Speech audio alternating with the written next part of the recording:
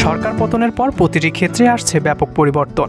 এদিকে নতুন সরকার গঠনের পর যুব ও ক্রীড়া মন্ত্রণালয়ের দায়িত্ব পেয়েছেন বৈষম্য বিরোধী ছাত্র আন্দোলনের নেতা আসিফ মাহমুদ। আর এরপর থেকেই সবারই একটি চাওয়া, বাংলাদেশ ক্রিকেটেও আসুক ব্যাপক পরিবর্তন, যেখানে থাকবে না কোনো বৈষম্য। আবার অনেকে দাবি তুলছেন দ্বন্দ্ব ভুলিয়ে ফেরানো হোক তামিম ইকবালকে। তবে কি এবার আসিফ মাহমুদের হস্তক্ষেপে দলে ফিরতে চলেছেন তামিম? অভিমান ভুলিয়ে তামিমকে ফেরাতে নেওয়া হবে কি কোনো পদক্ষেপ? উঠেছে এমন প্রশ্ন। ক্রিকেটার সাকিব আল হাসান ও তামিমের মধ্যকার দ্বন্দ্বের খবর এখন ওপেন সিক্রেট।